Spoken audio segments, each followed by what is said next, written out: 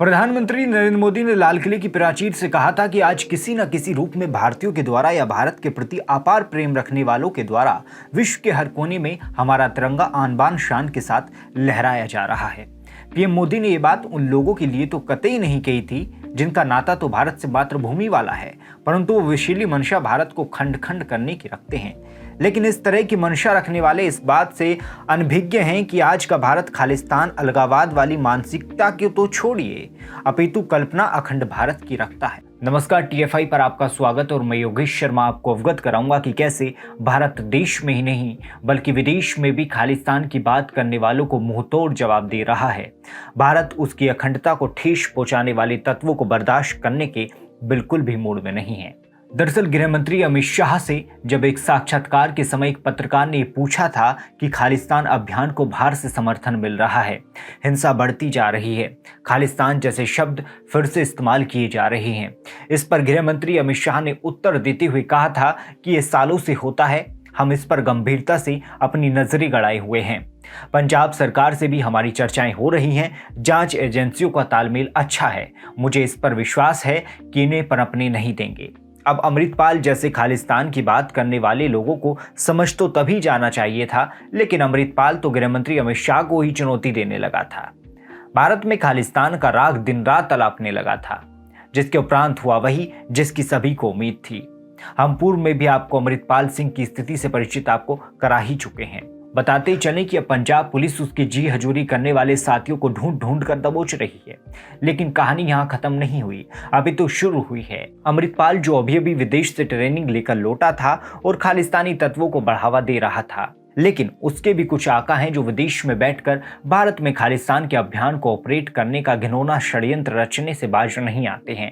ये तत्व इस अभियान के लिए धन उपलब्ध कराते हैं और समय समय पर उपदेश देकर अमृतपाल जैसों के लिए मिस गाइडिंग फोर्स भी बनते हैं।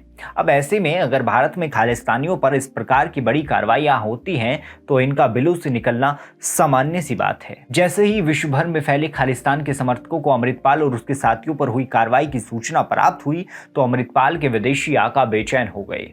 अमृतपाल के ये विदेशी आका विदेशी धरती में भारत के खिलाफ सोशल मीडिया पर खालिस्तान का समर्थन करने वाले या आतंकी विष घोलने लगे।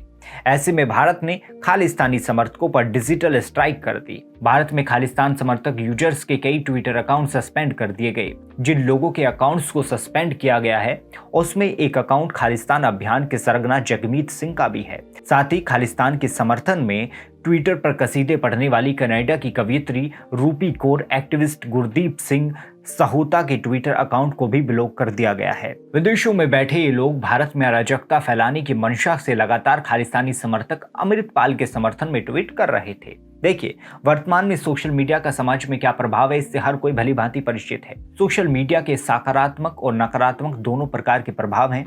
इसके माध्यम से कुछ लोग समाज में सुधार लाने वाले अपने विचारों को साझा करते हैं तो कुछ तटपुंजी देश में अराजकता, दंगे और देश विरोधी बातें इस पर साझा करते हैं। यही कारण है कि जब कभी भी ऐसी स्थिति उत्पन्न होती है और सरकार को ऐसा लगता है कि सोशल मीडिया का उपयोग देश का माहौल खराब करने के लिए किया जा सकता है तो ऐसे में सरकार डिजिटल स्ट्राइक करके ऐसी देश विरोधी गतिविधियों की कमर तोड़ने का काम करती है। वहीं हताशा के कारण खालिस्तानी समर्थक अलगाववादियों ने लंदन में भारतीय उच्चायोग से तिरंगे को उतारने का भी प्रयास किया। अब भारत तिरंगे का अपमान देश हो या विदेश कैसे सहन कर सकता है। जैसे ही भारत को घटना की सूचना मिली तो भारत सरकार ने दिल्ली में ब्रिटेन के राजनयिकों को तलब कर दिया। साथ ही लंदन में भारतीय उच्चायोग की खिड़की तोड़ने के मामले में एक आरोपी को गिरफ्तार भी कर लिया गया। भारतीय उच्चायोग के अधिकारियों ने कहा कि हमने कट्टरपंथियों के हमले को नाकाम कर दिया था और तिरंगा शान से लहरा रहा है। लंदन स्थित भारतीय उच्चायोग ने खालिस्तानियों को कड़ा जवाब देते हुए एक विशाल तिरंगा उच्चायोग पर लहरा दिया।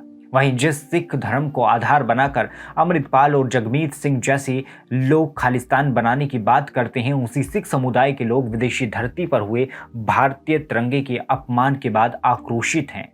अब ऐसे में भारत ने खालिस्तान के नाम पर हुड़दंग मचाने की चेष्टा रखने वालों को लामबंद कर दिया है। वो चाहकर भी भारत के अहित में कुछ नहीं कर पा रहे हैं। अमृतपाल और उसके समर्थक पुलिस और सरकार के कड़े रवैये के भय से इधर उधर भटक रहे हैं। ऐसे में खालिस्तान की मंशा रखने वाले विदेशी खालिस्तानियों को बड़ा झटका लगा है।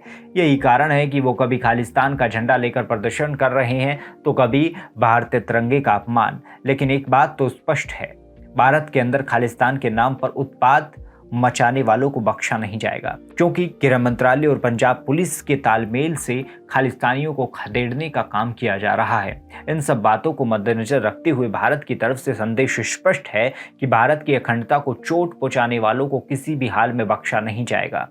आपको हमारा वीडियो कैसा लगा कमेंट सेक्शन में अवश्य बताएं।